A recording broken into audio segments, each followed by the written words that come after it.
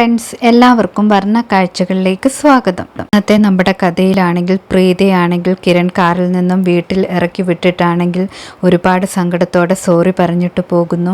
ആണെങ്കിൽ കാറിൽ പോകുമ്പോൾ ഒരുപാട് വിഷമത്തോടെ ചിന്തിക്കുകയാണ്, എല്ലാവരും മുന്നിൽ വെച്ച് അവളെ തെറ്റുകാരിയല്ല എന്ന് തെളിയിക്കാൻ എനിക്ക് പറ്റിയില്ലല്ലോ, എൻ്റെ ഒരു ഫ്രണ്ടായിട്ട് പോലും എനിക്ക് അങ്ങനെ ചെയ്യാൻ പറ്റിയില്ലല്ലോ എന്നൊക്കെ വിചാരിക്കുന്നു. അതേസമയം സർലയോടാണെങ്കിൽ സൃഷ്ടി ചോദിക്കുകയാണ് എന്താണ് സംഭവിച്ചതെന്ന് പറയാനെന്ന്. ആ സമയത്ത് പ്രീതി അവിടേക്ക് വരുന്നു. സർലയാണെങ്കിൽ പ്രീതിയോട് ചൂടാകുകയാണ്, നീ ഇത്രയും നേരം എവിടെയായിരുന്നു? ഞാൻ നമ്പ്യാർ ഫാമിലിയിൽ പോയിരുന്നല്ലോ, അവിടെ ഇല്ലായിരുന്നല്ലോ എന്ന് ചോദിക്കുന്നു.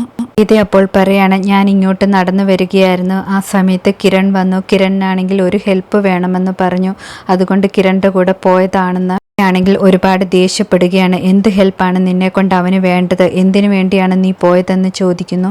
പ്രീതിയാണെങ്കിൽ ഷേർലിൻ എന്ന് പറയുന്നു. അത് കേൾക്കുമ്പോഴേ സർല ചൂടാകുകയാണ്. ഷേർലിൻ പ്രഗ്നന്റ് ആണെന്ന് കണ്ടുപിടിക്കാൻ വേണ്ടി പോയതല്ലേ എന്ന് ചോദിക്കുന്നു. ഇതിന്റെ വല്ല ആവശ്യമുണ്ടോ എന്നൊക്കെ പറഞ്ഞ് വഴക്ക് പറയുകയാണ്.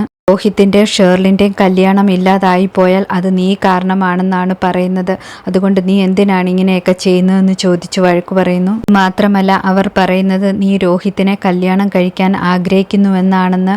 പ്രീതി അപ്പോൾ പറയണം, അമ്മയ്ക്ക് എല്ലാ കാര്യങ്ങളും അറിയില്ലേ, അതൊന്നും സത്യമല്ല എന്ന്. ആണെങ്കിൽ പ്രീതയെ കെട്ടിപ്പിടിച്ചിട്ട് പറയണം, നിന്നെ എനിക്ക് നന്നായിട്ടറിയാം, പക്ഷേ നിന്റെ മനസ്സ് അവർക്കാർക്കും മനസ്സിലാകുന്നില്ല. നമ്പ്യാർ ഫാമിലിയിലാണെങ്കിൽ കവിതയ്ക്ക് നിന്നെ ഒട്ടും ഇഷ്ടമല്ല, നിന്നെ അവൾക്ക് വിശ്വാസവും ഇല്ല, പിന്നെ നീ എന്തിനാണ് അവർക്ക് വേണ്ടി ഹെൽപ്പ് ചെയ്യാൻ പോകുന്നത്?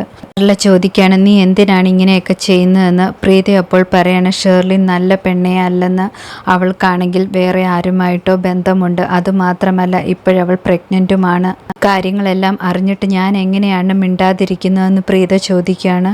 കാര്യങ്ങളെല്ലാം എനിക്കും കിരണിനും അറിയാം, പക്ഷെ ഞങ്ങൾക്ക് തെളിവൊന്നും കിട്ടിയില്ല, അതാണ് പ്രശ്നമെന്ന് പറയുന്നു.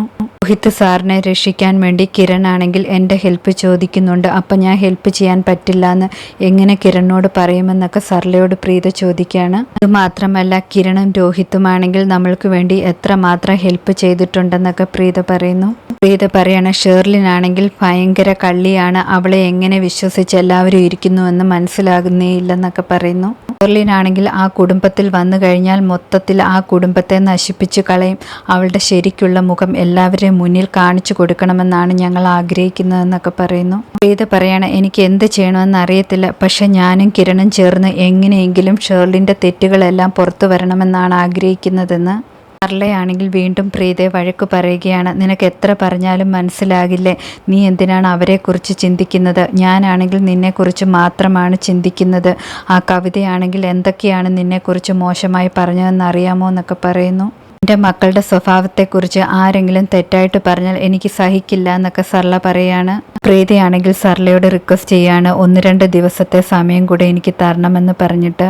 പക്ഷേ സർല സമ്മതിക്കുന്നില്ല. സർല പറയാണ്, ഞാൻ ഇനിയും ആ വീട്ടിലോട്ട് നിന്നെ കാലുകുത്താൻ സമ്മതിക്കത്തില്ല, അതുമാത്രമല്ല അവരോട് ഞാൻ അങ്ങനെ പറഞ്ഞിട്ടുണ്ട്. അപ്പോൾ പറയണം, ഞാൻ പോകത്തില്ല, പക്ഷേ അച്ചമ്മയ്ക്ക് മാത്രം വയ്യാതിരുന്നാൽ എന്ന് പറയുന്നു. പക്ഷെ സർല അതിനും സമ്മതിക്കുന്നില്ല. സർല പറയാണ്, നീ ഇവിടെ വരുന്നതിന് മുമ്പ് എങ്ങനെയാണ് അവർ ട്രീറ്റ്മെൻറ്റ് ചെയ്തത്, അതുപോലെ തന്നെ ചെയ്യട്ടെ എന്നൊക്കെ പറയുന്നു.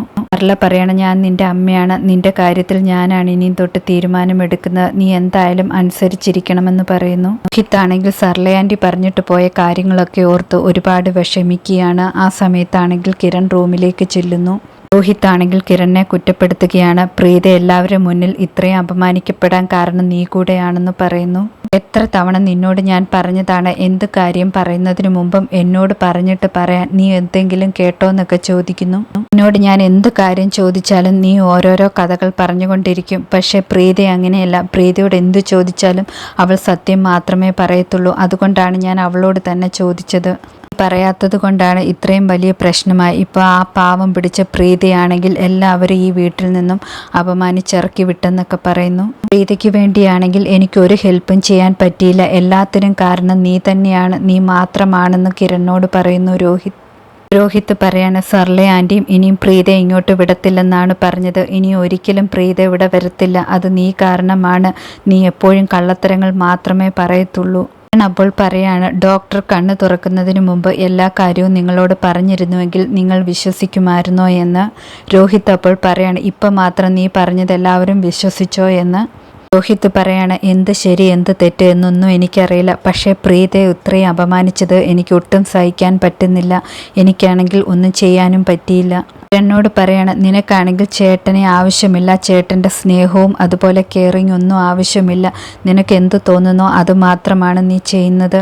കിരണാണെങ്കിൽ രോഹിത്തിനോട് ഞാൻ പറയട്ടെ, എനിക്ക് പറയാനുണ്ടെന്ന് പറയുന്നു. രോഹിത്ത് പക്ഷേ കേൾക്കാൻ തയ്യാറാകുന്നില്ല.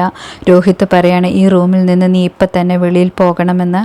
അതേസമയം കവിത ആൻറ്റി ആണെങ്കിൽ ഷെർലിനോട് പറയണ പ്രീത ഇനി ഇവിടെ വരത്തില്ല, അവളാണെങ്കിൽ നിന്നെക്കുറിച്ച് ആവശ്യമില്ലാത്ത അനാവശ്യ കാര്യങ്ങളൊക്കെ പറഞ്ഞു. ആണെങ്കിൽ നിന്നെ മാറ്റിയിട്ട് രോഹിത്തിനെ കല്യാണം കഴിക്കാനായിരുന്നു ആഗ്രഹം, അതൊന്നും ഇനി നടക്കത്തില്ല.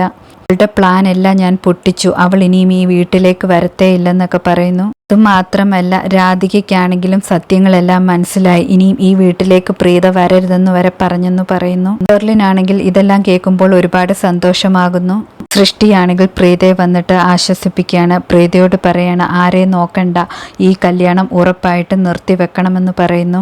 പ്രീത അപ്പോൾ പറയാണ് ഞാൻ വേറെ ആരെയും നോക്കുന്നില്ല, പക്ഷെ അമ്മയുടെ മനസ്സ് ഞാൻ നോക്കുന്നുണ്ട്, അമ്മയ്ക്ക് വീണ്ടും വിഷമമാവും ഷെർലിൻ്റെ കാര്യം തിരഞ്ഞ് ഞാൻ വീണ്ടും പോയാലെന്ന് പറയുന്നു. പ്രീത ഈ പറയുന്നതൊക്കെ സർല കേൾക്കുന്നുണ്ടായിരുന്നു മറിഞ്ഞു നിന്ന്. പ്രീത പറയണ അമ്മ എന്തെങ്കിലും പറഞ്ഞാൽ അത് കറക്റ്റായിട്ടിരിക്കും, അതുമാത്രമല്ല കുറേ വർഷങ്ങൾക്ക് ശേഷമാണ് അമ്മയുടെ സ്നേഹം നമുക്ക് കിട്ടിയത്, അതുകൊണ്ട് ആ സ്നേഹം കളയാൻ ഇനിയും എനിക്ക് താല്പര്യമില്ല എന്നൊക്കെ പറയുന്നു. പ്രീത പറയണ എല്ലാവരെക്കാട്ടിലും വലുത് എനിക്ക് എൻ്റെ അമ്മ തന്നെയാണ്, എൻ്റെ അമ്മയുടെ മനസ്സ് വേദനിക്കുന്ന ഒരു കാര്യവും ഇനി ഞാൻ ചെയ്യില്ല. അമ്മ എന്തു പറഞ്ഞാലും അത് കേൾക്കണമെന്ന് സൃഷ്ടിയെയും ഉപദേശിക്കുകയാണ് പ്രീത. ആ സമയത്ത് സർല അവിടെ നിൽക്കുന്നത് രണ്ടുപേരും കാണുന്നു. രണ്ടുപേരും പോയിട്ട് സർലയെ കെട്ടിപ്പിടിക്കുകയാണ്. സർലയാണെങ്കിൽ രണ്ടുപേരെയും ചേർത്ത് പിടിച്ച് മുത്തം കൊടുക്കുന്നു. ഇതോടെ ഇന്നത്തെ കഥ അവസാനിക്കുന്നു. പുതിയ കഥയുമായി വീണ്ടും കാണാം. താങ്ക്